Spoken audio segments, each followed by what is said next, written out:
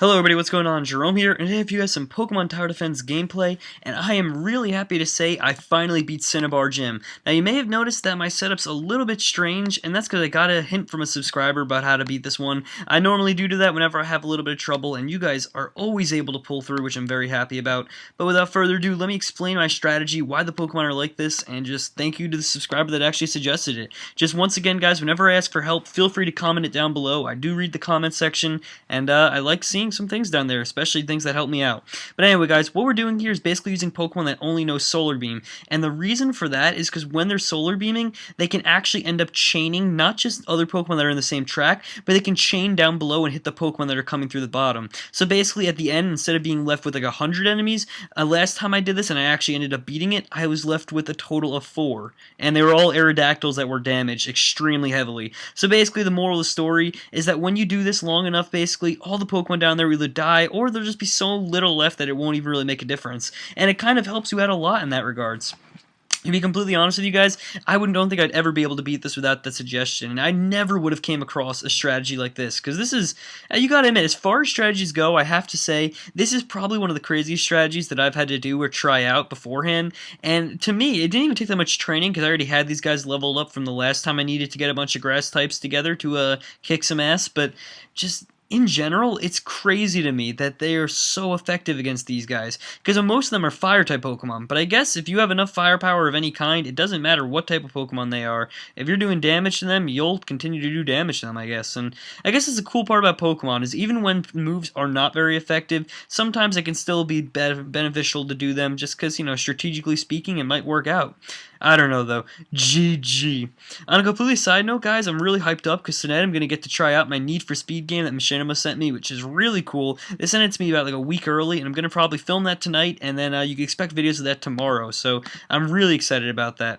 Also, guys, one little side note is when I beat it last time, I was able to barely beat it, so don't think if I mess up here, it's like, oh my god, he was lying, you can't do it. I can, it's just, it was so close last time, chances are that there is a good chance that I might end up losing it this time, and, you know, just gonna have to deal with that, unfortunately. It's just the way things have to crumble. It might take a couple of tries, but I'm sure we'll be able to beat it, hopefully by the end of this episode. If not, I'll be 100% sure to get it by next episode, because I did beat it off camera, and that's what sucks by testing it a lot of times. There have been times where I've tested something, did it off camera, and then I brought it on camera, and I couldn't do it, and I'm like, well, this is pretty embarrassing, and it sucks. So, oh wow, look at that. In the bottom row, there's only 2 total Pokemon, and keep in mind that they stack, so that means in total only 2 have survived so far, and that Omnistar is really asking for it. At the end, when I said there was only 4 Pokemon left, literally, they were all Aerodactyl, because the other ones are all water types. Kabutops and Omnistar, they're all water types, so it doesn't really matter. To me, like, those guys will die instantly, because not only are they being chained by Solar Beam, but Solar Beam is doing super effective damage to them, because they're all water types, so it's like, well, this is pretty pointless. And I think they might also be considered rock types, so water and rock, Solar Beam's super effective against both of them. Pretty much they're screwed over no matter which way you think about it. Now, one thing I don't like is that my Pokemon aren't really targeting the ones in the front, which is strange, because I have them all set to hitting regular, but I always just assumed that that meant the Pokemon that was furthest in front. I guess sometimes it does, and maybe it's just that the attack Solar Beam is actually a little delayed. I think it has a, what does it have? Yeah, 24 attack cooldown, so that could be part of it, just the fact that it has a longer cooldown. I could be wrong, though, that might not actually have anything to do with it, but that's just the way it seems. And oh god, we were off to a very rocky start, but it looks like things are starting to come together a tiny bit. Well, they haven't gotten one since, like, round 10, I think. And once again, it was a rocky start. I mean, they just picked off, like, 4 rare candies at once, and now all of a sudden they're getting set back pretty far, I gotta say. I'm pretty satisfied with this. And oh god, they're finally taking another rare candy. Yeah, they're bringing that one in. So basically there's only 1 left now that has to last for 20 rounds. I don't think this is going to really work out the way I had planned. It's probably going to take another try. And I think a lot of it just has to do with luck in this game. But hopefully, who knows, maybe something will turn out for the better in this. Come on, beat him, beat him. I'm really curious how they set up the Elite Four in this game. I think it's going to be crazy how they do, but oh well, I think it's going to be fun. I just don't know if between each round they're going to let me rechange my Pokemon, or if they're going to make me choose a single set of Pokemon for every single level of the trainers, which would be a little too insane. I think they might do it, though, because that's how it is in the actual Pokemon games. Granted, they are very different, but I think they might actually do it in this game. They might have the balls to do it. Oh god, they're about to kidnap that. You know what I'm going to do? I'm going to whirlwind him back. No, you didn't whirlwind the right one! Oh well. So we ended up losing there. That's alright. We'll give it another go. I'm sure this time... Oh, whoopsies. I think I just chose the level after that one. The one that I had just beaten for. Yeah, whoopsies. This is the Cinnabar Gym. We're not quite there yet. We're still on Cinnabar Island. Don't need to jump the gun. Alright, so let's put these guys right here. And that's one thing I got to take advantage of is moving around my whirlwind. That way, whenever they try and escape or anything like that, I can just easily move them around and send them back to the end. I think that might help out a little bit. Alright, so let's put it at 50% here then. And let's see. I'm going to try and put it on 4 times speed and see what happens. Yeah, at the beginning, they always get a good jump on me like that. But, oh, no, they only got one of them. And even that, they didn't really... Yep, they finally brought it in. Oh, well, it was only 1, so looks like we're doing okay. I'm doing 4 times speed. That way we have enough time to at least do 2 more runs of this. And we could also maybe do a little bit of training if that's the way it has to be. Either one of those strategies works. I just kind of wanted to make sure I can get all that in.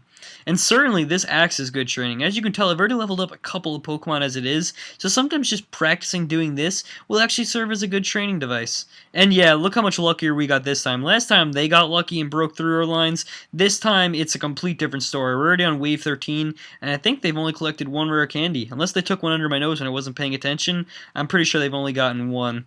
Yeah, this is turning out for the better. So I'm going to switch that back to 1 time speed just to make sure things keep going according to plan because, if things start getting out of hand, I want to be able to react to them and be sure to respond quick enough that it's not too late.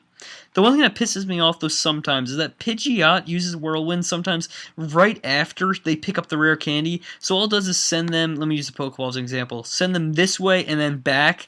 And it's really annoying, as opposed to if you stop them here because they just get sent backward like that. And it's like, oh, okay, well, that's a GG then. That helps out a lot.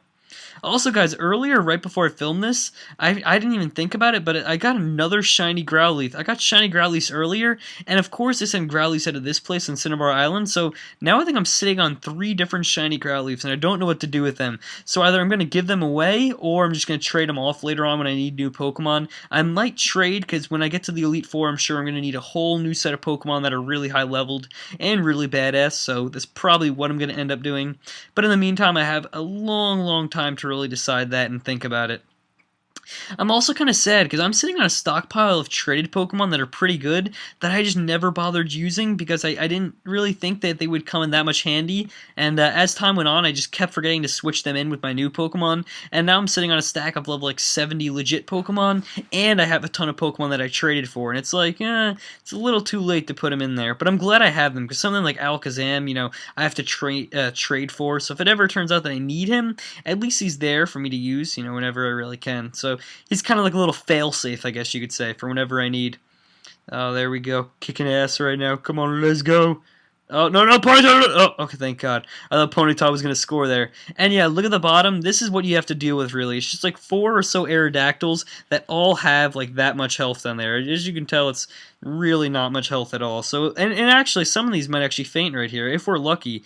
By the looks of it, yeah, we keep getting some really lucky hits on there, so I'm pretty sure these guys are going to faint pretty soon, actually. But I might even be better off this round than I was the first round that I ever actually won this challenge. Yeah, there we go. We made one faint. I assume, though, they're probably going to send in at least 1 more Aerodactyl before the end of this, because there still is another 3 waves.